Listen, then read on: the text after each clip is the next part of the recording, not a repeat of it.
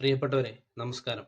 സമൂഹ മാധ്യമങ്ങളിൽ ഏറെ ശ്രദ്ധിക്കപ്പെട്ട പ്രിയപ്പെട്ട നിഹാദിനെ കുറിച്ച് ചിലത് പറയാനുണ്ട്. യുവാക്കൾക്കിടയിൽ ഹരമായി മാറിയ തൊപ്പി എന്നറിയപ്പെടുന്ന പ്രിയപ്പെട്ട സുഹൃത്ത് സമൂഹ മാധ്യമങ്ങളിൽ തന്റെ ഉമ്മയെക്കുറിച്ച് പങ്കുവച്ച ഒരു വീഡിയോ എന്റെ ഹൃദയത്തെ വല്ലാതെ നൊമ്പരപ്പെട്ടുകൊണ്ട് മാതാവിന്റെ പല്ലാളനങ്ങൾ ഏൽക്കാൻ കൊതിക്കുന്ന ഒരു യുവാവിന്റെ വല്ലാത്ത ഹൃദയസ്പർശിയായ ഒരു വീഡിയോയായിരുന്നു അത്. തന്റെ ഉമ്മയെ ചേർത്ത് നിർത്താനും അവർക്ക് വേണ്ട ഹിദമത്തുകൾ ചെയ്തു കൊടുക്കാനും ആവോളം കൊതിക്കുന്ന ഒരു ചെറുപ്പക്കാരൻ തന്റെ ഉമ്മയുടെ അടുത്തേക്ക് എത്രയും പെട്ടെന്ന് ആ സഹോദരനെ പൂർണ്ണ സമ്മതത്തോടു കൂടി അള്ളാഹു താല അവരുടെ പൊരുത്തത്തോടു കൂടി എത്തിക്കട്ടെ എന്ന് മാത്രം ഇത്തരണത്തിൽ ദുആ ചെയ്യുന്നു.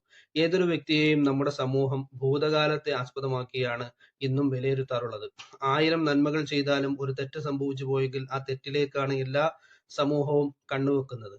ലുക്മാനുൽ ഹക്കീം റളിയല്ലാഹു അൻഹുവിന്റെ കാലഘട്ടത്തിൽ തന്റെ പരിവാരങ്ങളുമായി നടന്നു വരുന്ന സന്ദർഭത്തിൽ ലുക്മാനുൽ ഹക്കീം റളിയല്ലാഹു അൻഹു ഒരു പാടവരമ്പത്തെത്തിയപ്പോൾ തന്റെ അനുയായികളോട് പറഞ്ഞു, ഈ ചത്ത് കിടക്കുന്ന നായയെ എല്ലാവരും ശ്രദ്ധിച്ചിട്ട് ആ നായയുടെ ഓരോ ഗുണഗണങ്ങളും പറയുവാൻ ആവശ്യപ്പെട്ടു. എല്ലാവരും ആ നായയിലേക്ക് നോക്കിയിട്ട് ആ നായയുടെ തെറ്റുകുറ്റങ്ങൾ മാത്രം പറയുവാൻ തുടങ്ങി.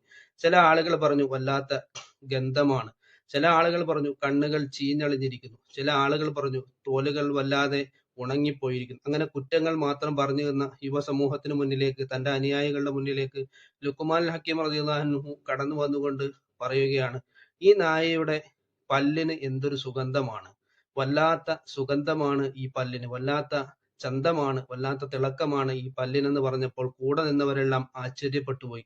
എങ്ങനെയാണ് ഇത്രയും ജീർണിച്ചു പോയ ഒരു നായയിൽ നിന്ന് ആ നായയുടെ ഒരു നന്മ മാത്രം ലുക്മാനുൽ ഹക്കീം റളിയല്ലാഹു അൻഹുവിന് പറയാൻ സാധിച്ചത് എന്ന് അനുയായികൾ ചിന്തിച്ചു നിൽക്കുമ്പോൾ ലുക്മാനുൽ ഹക്കീം റളിയല്ലാഹു അൻഹു പറഞ്ഞു, നമ്മൾ നന്മയിലേക്ക് മാത്രമാണ് നോക്കേണ്ടത്, തിന്മയിലേക്ക് നാം നോക്കാൻ പാടില്ല. ആ ദന്തത്തിന് എന്തോ ഒരു ഭംഗിയാണ് എന്ന് ഞാൻ പറഞ്ഞത്, ആ നന്മ മനുഷ്യരുടെ പോലും നന്മ മാത്രമേ എടുത്തു പറയാൻ കഴിയുകയുള്ളൂ. തെറ്റ് പറ്റാത്തവരായി ഈ ലോകത്ത് ആരുമില്ല.